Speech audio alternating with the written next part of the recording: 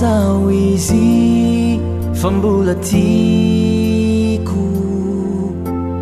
ianareo mantsy miona matetika ny am-piangonanany tsy adinony hoe ny sekoly alahady nahafantarany anao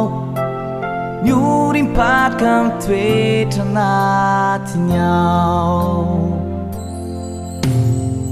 Ilazao izy fa mbola mamiko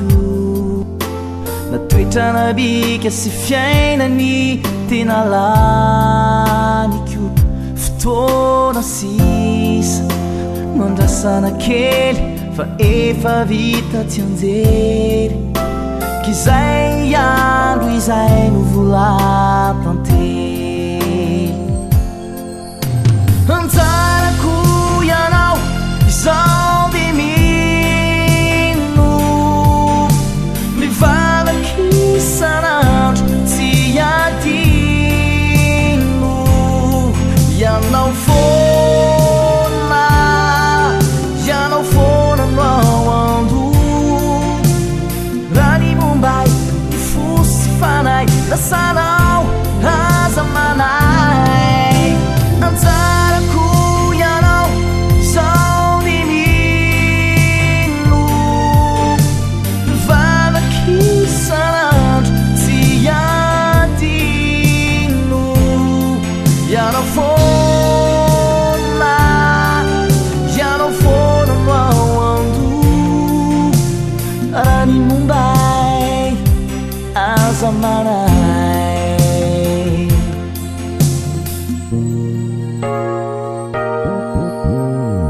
Ilazao izy mbola tsy foko tsy miarato an-tsaiko izy ilay noroako tadidony hoe tamin'ny mbola kely ilay fitiavana nitomboka nahazo vana anjarako ianao izao dia mino mivavaky isan'andro tsy adino ianao foana no ao ando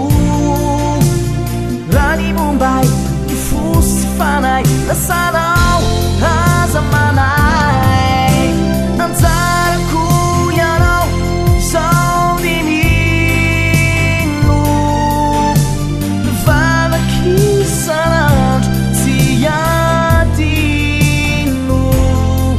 ianao foana no ao ando raha ny mombay aza manay